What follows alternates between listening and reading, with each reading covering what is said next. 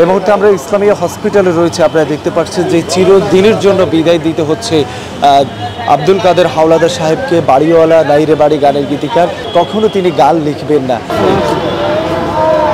আমার স্বামী এত কিছু জানে, তার জন্য সারা দেশবাসী তার চিনে, তার সাথে সম্মান করে, ভালোবাসে। অথচ আমরা তার সাধারণ ভাবতাম, আমাদের ঘরে তাদের তেমন একটা মূল্যায়নই করতাম না। কারণ কয় না, ঘরের গরু কোলার ঘাস খায় না, ওই অবস্থা। এই পৃথিবী ছেড়ে একদিন সকলকে চির বিদায় নিয়ে চলে যেতে হবে অন্ধকার কবরে। যদিও অনেক মৃত্যু মেনে নেওয়া যায় না, তবু মেনে নিতে হয়। দর্শক, সকাল 7টায় বাংলাদেশের সবচাইতে জনপ্রিয় গীতিকার আব্দুল কাদের হাওলাদার ইন্তেকাল করেছেন।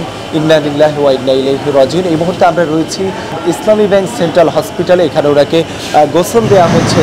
জোহরের নামাজের পরপরই শনিয়াকরা তার জানাজা অনুষ্ঠিত হবে। এই মুহূর্তে রয়েছে বাংলাদেশের জনপ্রিয় গীতিকার সুরকার তোফাজ্জল ভাই। তিনি কিন্তু সকাল থেকে এখানে এসেছেন, ওনার সাথে আমরা কথা বলবো। সকাল 7টায় যে বাংলাদেশের জনপ্রিয় গীতিকার আব্দুল কাদের হাওলাদার ইন্তেকাল করেছেন, ওনার জানাজা কয়টা হবে, কোথায় হবে একটু? ওনার জানাজা আমি ওনার পরিবারের সাথে কথা বলেছি একটু আগে।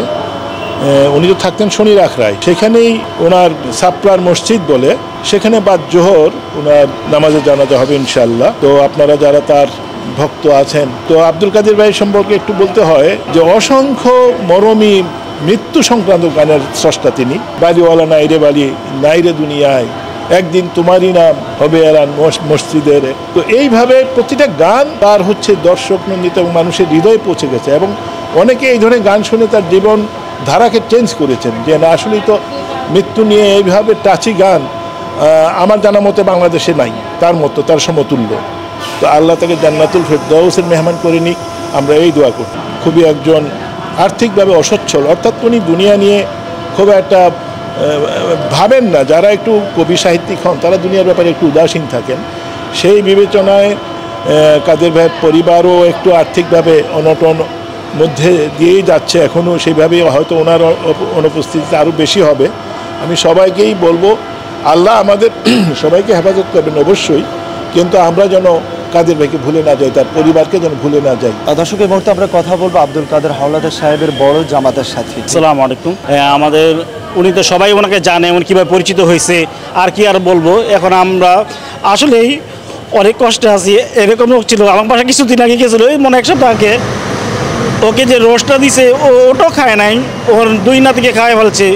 আমি কিছু বলতে পারবো না। ওনাকে যদি ভুল ত্রুটি কেউ করে থাকে, ওনাকে যেন ক্ষমার দৃষ্টিতে সবাই যেন মাফ করে দেয়, আর যেন আল্লাহ পাকে সবাই আমরা দোয়া করি সে যেন জান্নাতবাসী হইতে পারে, এটাই আমাদের কাম্য।